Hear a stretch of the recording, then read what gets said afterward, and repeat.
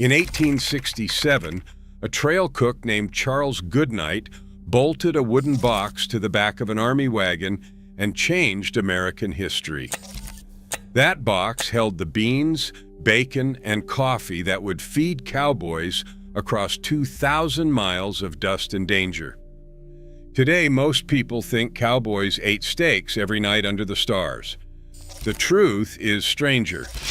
Number 14 on this list was so revolting that Eastern journalists called it barbaric, yet it kept more men alive than any other dish on the frontier. Number 3 contains an ingredient that modern chefs are only now rediscovering. These 25 meals were so practical that Hollywood spent decades replacing them with prettier fiction. Real cowboys ate things that would make a modern American push away from the table. Hit that subscribe button and let us count down the 25 forgotten meals that actually fueled the cowboy era. Number 25, hardtack. Before refrigeration, before canning became cheap, hardtack kept men alive across the frontier. These dense squares of flour and water were baked until every drop of moisture vanished. They could survive years in a saddlebag without spoiling. Army quartermasters issued them at a rate of 9 crackers per day during the Civil War. When those soldiers headed west to become cowboys, they brought the habit with them. The biscuits were so hard that men called them sheet iron, worm castles, or tooth dullers. Cowboys soaked them in coffee for 20 minutes just to make them chewable. Some crumbled hardtack into bacon grease and fried the mixture into a dish called skilly-gully. The taste was bland, almost chalky, but the calories were undeniable. A single cracker delivered nearly 75 calories of pure survival. Trail journals from the 1870s record the sound of hardtack cracking between teeth around evening campfires. Men complained bitterly, yet reached for another piece. When supply wagons ran late across the plains, hardtack was often the only thing standing between a cowboy and starvation. Number 24, sow-belly and beans. The backbone of the cowboy diet arrived in wooden barrels packed with salt. Sow-belly, the cured belly of a pig, could travel for months without refrigeration.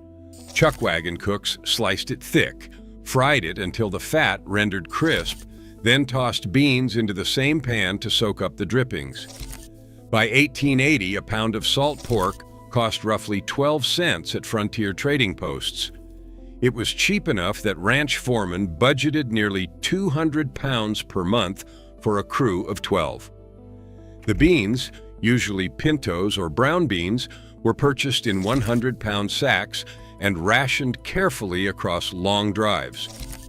The smell of frying sow-belly drifting across the prairie told tired cowboys that supper was close. Men ate with tin plates balanced on their knees, scooping beans with chunks of bread and scraping every last drop of grease. The combination was greasy, salty, and monotonous, but it delivered the fat and protein that hard labor demanded.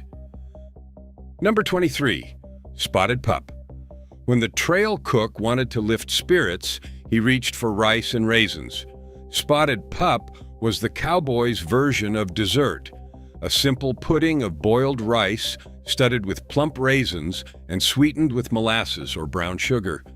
The dark raisins scattered through the pale rice gave the dish its name. Supply wagons carried dried fruit precisely because it traveled well and provided desperately needed variety. A 10-pound box of raisins might cost 90 cents in Abilene and last a crew through 2 weeks of driving. Cowboys who recorded their memories decades later often mentioned spotted pup with surprising fondness. One trail hand from the Chisholm Trail recalled the dish as the closest thing to home his outfit ever tasted. Served warm from the Dutch oven, spotted pup cut through the endless monotony of beans and bacon with a sweetness that felt almost festive. When supplies ran low, the the cook stretched the raisins thin, and men picked through their portions, counting each one. Number 22, coffee gravy. When a chuck wagon ran short of milk, and it almost always did, cowboys improvised. Coffee gravy started with pan drippings from the morning's bacon, thickened with flour, and loosened with leftover coffee instead of milk or water. The result was a dark, bitter gravy that covered biscuits and salt pork alike. The taste was harsh, tannic, and deeply savory. Men raised on their mother's cream gravies might have winced at the first bite. But after a week on the trail, coffee gravy tasted like innovation itself. The caffeine in the gravy provided a mild boost, and the fat from the drippings delivered calories that kept men working through brutal days. Oral histories collected by the Federal Writers Project in the 1930s recorded aging cowboys who still made coffee gravy in their own kitchens, decades after the last great trail drives ended. The dish was ugly, unconventional, and utterly practical. When flour ran low or cost too much, cornmeal stepped in. Corn dodgers were dense little cakes of cornmeal, salt, and water, shaped by hand, fried in bacon grease, or baked on a flat rock near the fire. They came out heavy, golden, and filling enough to anchor a meal when nothing else was available. Cornmeal cost roughly half what wheat flour did at frontier trading posts, making it essential for budget-minded trail bosses. A 50-pound sack could stretch for weeks if the cook was careful. The texture was gritty, the flavor plain, but corn dodgers soaked up gravy and bean liquid like nothing else. Cowboys stuffed them in pockets for the long hours between meals, gnawing on cold dodgers while pushing cattle through arroyos and across swollen creeks. Some cooks added bits of crumbled bacon or a spoonful of molasses to the batter, small luxuries that men remembered for years. Number 20, fried salt pork with red-eye gravy. When cowboys wanted something that passed for a proper breakfast, the cook reached for salt pork and strong coffee. Thick slices of cured pork were fried until the edges curled and browned. Then, while the pan still sizzled, the cook poured in black coffee, scraping up every bit of caramelized fond. The liquid bubbled and reduced into a thin, reddish gravy with a name that matched its appearance. The bite of the coffee cut through the heavy salt of the pork, creating something almost balanced. Men sopped up the gravy with whatever bread was available, chasing every drop across their tin plates. Trail boss accounts from the 1870s note that red-eye gravy appeared most often on mornings after difficult nights, when the cook took pity on exhausted men and offered something beyond the usual monotony. The dish required nothing that was not already in the chuck box, yet it felt like generosity. Number 19, Pecos strawberries. Out on the plains, real strawberries were a fantasy, but beans were everywhere, and cowboys developed a dark humor about their diet. Pecos strawberries was the trail name for plain red beans, served so often that men joked they might as well be fruit. The beans were soaked overnight when time allowed, then simmered for hours with whatever flavoring the cook could manage. They used salt pork, chili peppers, wild onions, or just salt and water. Some outfits ate beans twice a day for weeks at a stretch. A single serving could deliver nearly 15 grams of protein, critical fuel for men burning thousands of calories in the saddle. Diaries from the Goodnight-loving trail record cowboys eating beans with every meal for 30 consecutive days. Complaints were frequent, but always followed by empty plates. Beans sustained the cattle industry, one humble serving at a time. First pattern break. Here is where the truth about cowboy cooking gets interesting. The chuck wagon, invented by Charles Goodnight in 1866, was not just a kitchen. It was a pharmacy, a tool shed, and a morale station rolled into one. The hinged box at the rear, the chuck box, contained everything from sourdough starter to castor oil. Cooks guarded their wagons with fierce territorial pride. Any cowboy who reached into the chuck box without permission risked a ladle across the knuckles or worse. The cook's status on a trail drive was second only to the trail boss himself. He woke before dawn, slept after midnight, and had final say over what men ate and when they ate it. His mood could make or break a drive. Cowboys learned to compliment the coffee even when it tasted like boiled saddle leather. Number 18, vinegar pie. Fresh fruit was almost impossible to keep on the trail, but cowboys still craved sweetness. Vinegar pie solved the problem with pantry staples that traveled well. Cooks mixed vinegar, sugar, eggs, flour, and a bit of vanilla or nutmeg into a filling that remarkably tasted something like lemon pie once baked. The acidity of the vinegar mimicked citrus well enough to fool exhausted taste buds.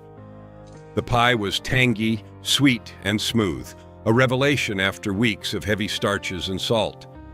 Ranch wives baked vinegar pies through the Depression era and beyond, but the dish traces its roots to the ingenuity of frontier cooks who could not let something as minor as missing lemons stand between their crew and dessert. Cowboys who tasted it once requested it for weeks afterward. Number 17, prairie oysters. This dish separated the true West from its Eastern imagination. Prairie oysters were not shellfish, they were calf testicles, harvested during spring roundups when young bulls were castrated to make them easier to handle.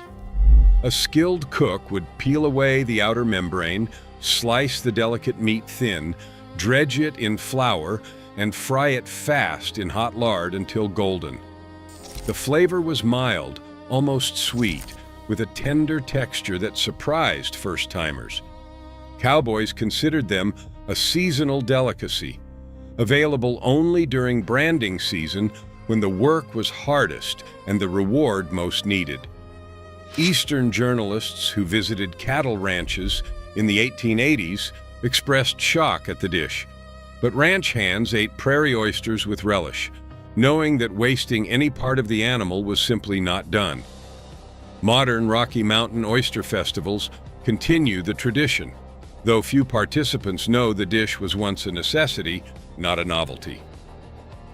Number 16, sourdough biscuits. The sourdough starter was the most valuable item in any chuck wagon. Cooks guarded their crocks of fermented flour and water with almost religious devotion, keeping them warm against their bodies on cold nights to prevent the wild yeast from dying. Each morning, the cook would pull a portion of starter, mix it with flour, lard, and a pinch of baking soda, then bake the biscuits in a Dutch oven buried in coals. The result was tangy, flaky, and vastly superior to anything made with commercial yeast. Trail records show that a good cook might bake 60 biscuits each morning for a crew of 12. Men ate them with beans, gravy, or molasses, stuffing extras into pockets for later. When a starter died from cold or contamination, it was a genuine crisis. Some starters traveled thousands of miles across dozens of drives, passed from cook to cook like living heirlooms. Number 15, jerky. Long before the vacuum-sealed bags at gas stations, jerky was survival itself. Cowboys cut beef into thin strips, salted it heavily, and dried it in the sun or over low smoke until the moisture vanished and the meat turned dark and leathery. Properly made jerky could last for months without refrigeration. Trail hands stuffed strips into saddlebags for the long hours between meals, chewing slowly to extract every bit of flavor and nutrition.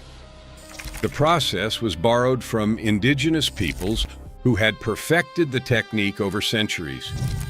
Pemmican, a mixture of dried meat and fat, represented the pinnacle of preserved protein, but plain jerky remained the everyday staple. A pound of dried meat could sustain a man through a full day's ride when nothing else was available. Number 14. Son of a gun stew. Here is the dish that shocked Eastern visitors and sustained Western cowboys. Son of a gun stew, known by a considerably saltier name around actual campfires, used every edible part of a freshly slaughtered calf, including heart, liver, sweetbreads, tongue, brains, and the marrow gut, the tube that connects the two stomachs of a calf and contains partially digested milk. The marrow gut gave the stew its distinctive richness, a creamy, almost sweet quality that no other ingredient could replicate. Cooks simmered the organs with onions, chili peppers, and whatever vegetables were available until the mixture thickened into something deeply flavorful. Cowboys considered son of a gun stew a celebration, prepared only when fresh beef was available, usually after an animal was injured and had to be slaughtered. The dish wasted nothing, honored the animal, and fed the crew with nutrition that beans alone could not provide. It was practical, respectful, and utterly essential. Second pattern break. Here is what modern nutrition science confirms. Cowboys eating son of a gun stew were consuming organ meats that delivered concentrated doses of vitamins A, B12, iron, and zinc, nutrients that kept men healthy through brutal physical labor. The instinct to eat the whole animal was not just economical, it was biologically sound. Researchers studying traditional diets now recognize that nose-to-tail eating provided nutritional completeness that muscle meat alone cannot match. Our great-great-grandfathers knew this without laboratories or studies. They knew it because wasting food was unthinkable, and because the men who ate well worked harder and lived longer. Number 13. Bear sign. When a trail cook really wanted to be popular, he made bear sign. These were fried donuts, simple rounds of sweetened dough dropped into hot lard until they puffed golden and crisp. Rolled in sugar while still warm, they were the closest thing to bakery pastry that the trail could offer. Making bear sign required time, patience, and a generous amount of lard, luxuries that not every cook could afford. When word spread that tonight's dessert was bear sign, men worked faster, knowing that rewards waited at the end of the day. The name likely came from the shape, round and brown like bear droppings, or perhaps from the excitement the treat generated, as if the cook had found something as rare as bear tracks on the prairie. Either way, bear sign entered the vocabulary of the trail as a synonym for something special. Number 12. Stewed dried apples. Dried apples traveled in burlap sacks that could withstand weeks of jostling in the supply wagon. When the cook wanted to break the monotony, he would simmer those leathery rings in water with sugar and a bit of cinnamon until they plumped into something that almost resembled fresh fruit. The aroma alone lifted spirits. Men who had eaten nothing but meat and beans for weeks would close their eyes at that first bite, remembering orchards and farmhouses and the mothers who had packed dried apples into their saddlebags when they left for the territories. By 1875, dried apples cost roughly 10 cents per pound at frontier general stores, affordable enough that even budget-conscious trail bosses included them in supply lists. The dish appeared at the end of meals, a small sweetness to carry men through until morning. Along the Texas-Mexico border, vaquero traditions shaped cowboy cooking. Pan de campo, or camp bread, was a simple flatbread made from flour, lard, baking powder, salt, and water. Cooked in a Dutch oven or directly on a flat rock, it emerged chewy, slightly charred, and perfect for scooping beans or sopping gravy. The technique required no rising time, no careful kneading, and no special equipment. A cook could produce fresh bread in under 20 minutes if the fire was right. Mexican and Texan cowboys passed the recipe back and forth across generations, adapting it to whatever ingredients were available. Some added bits of bacon or chili pepper to the dough. Others kept it plain, respecting the bread's role as a neutral canvas for whatever else the meal offered. Number 10. Chuck wagon chili. The chili that cowboys actually ate bore little resemblance to the bean-heavy versions that dominate modern competitions. Trail chili was primarily meat, usually beef or venison, stewed with dried chili peppers, garlic, onions, and cumin. Beans, when they appeared at all, were served alongside rather than mixed in. The dish traced its roots to the chile con carne of San Antonio, where Mexican and Anglo foodways collided into something new. By the 1880s, chili queens sold their versions from open-air stands in Military Plaza, and cowboys carried the taste back to ranches across the West. The heat of the peppers preserved the meat slightly and masked any off flavors that might develop in the days before refrigeration. A pot of chili could simmer for hours, improving with time, feeding men in shifts as they rode in from work. When canning technology became affordable in the 1870s, tinned tomatoes transformed chuck wagon cooking. Cowboys ate them cold, straight from the can, as a refreshing break from heavy starches. They ate them stewed with rice, mixed into beans, or cooked down into primitive sauces. The acidity of tomatoes cut through the grease of fried pork. The moisture provided relief on dusty trails. The vitamins, particularly vitamin C, helped prevent scurvy on long drives when fresh produce was impossible.